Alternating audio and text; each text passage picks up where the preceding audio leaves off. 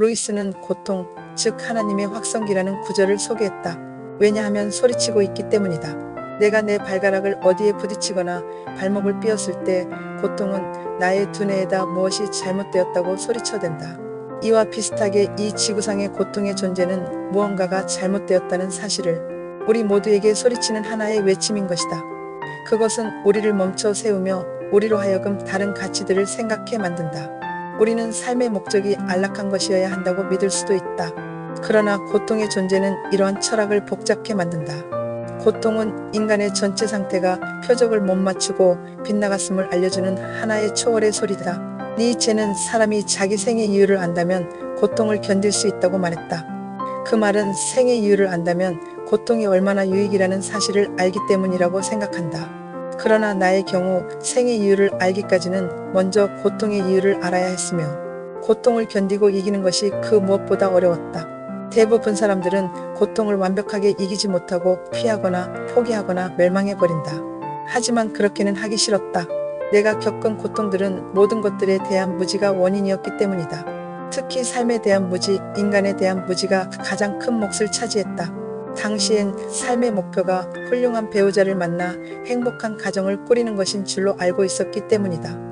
그리고 하나님은 우리에게 그러한 행복을 주시기 위해 기다리는 분이라고만 생각했다.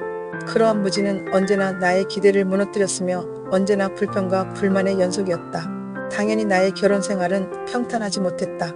삶이 힘들어 하나님을 더욱 의지할 수밖에 없었으나 처음엔 의지하면 할수록 삶은 더욱 공고해져 갔다. 고통은 더욱 가중되었으며 오랫동안 도무지 길이 보이지 않았다. 그런데 고통을 통과하는 중에 고통의 살점이 하나씩 제거되고 있었던 것이다. 그러므로 고통을 통과하고 나면 고통의 분량만큼 하나님을 알게 되었다. 오랜 세월 하나님과 함께 고통을 통과하면서 고통의 이유는 나 자신이 하나님을 닮지 못한 결핍 때문이라는 사실을 터득하게 되었다.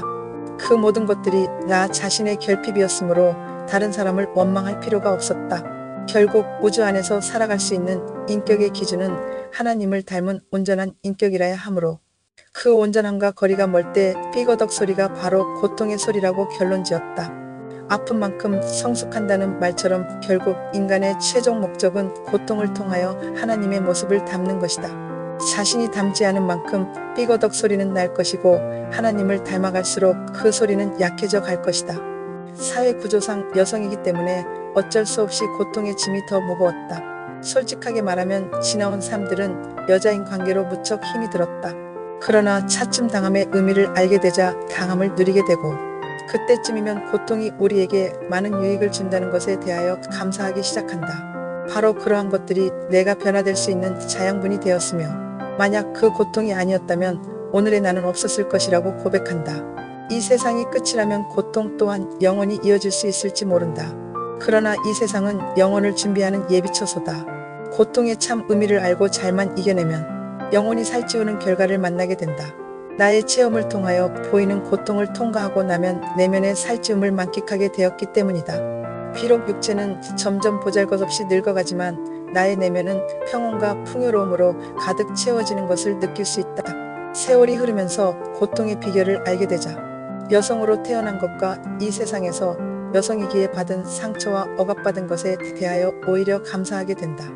여성으로 태어나지 않았다면 사회구조상 필연적으로 여성이 겪어야 할 고통을 겪을 수 없었을 것이며 고통을 통한 보아들 또한 모두 놓쳤을 것이다. 그리고 하나님께서는 약한 자, 특히 여성들을 더 사랑하시고 계신다는 확신을 갖는다. 왜냐하면 그들이 하나님을 더 많이 닮을 수 있는 입장에 놓여 있기 때문이다. 그렇게 본다면 남성들의 위치보다도 여성들의 입장이 더 유리한 측면으로 볼 수 있다. 여성들은 지금은 불리하지만 불리하기 때문에 더 유리한 여건으로 만들 수 있는 더 좋은 기회다. 그러기에 고통을 무조건 피하거나 두려워할 것이 아니라 고통을 만났을 때 고통을 통하여 값진 보화를 건져야 한다. 많은 사람들이 고통을 마치 몹쓸 것처럼 말하고 고통을 공 굴리듯이 서로에게 책임을 묻는 것은 고통의 참 의미를 몰라서 그럴 것이다. 하나님을 믿는 믿음 안에서 웬만큼 고통의 이력이 생겨서 이제는 고통에 대하여 감사를 느끼는 사람 중에 하나다. 과거 나 자신의 모습보다는 현재 나의 모습에 많은 변화가 있었음을 스스로 시인하기 때문이며 그 변화의 1등 공신이 바로 고통이라고 생각하기 때문이다. 하나님의 확성기 즉 고통의 깊이를 아는 것은 하나님을 얼마나 아느냐에 달려 있었다. 결국 니체가 말하는 생의 이유를 저절로 알게 되었다. 아마도 남성들은 고통의 참 의미를 안다면 서로의 위치를 바꾸자고 하지 않을까?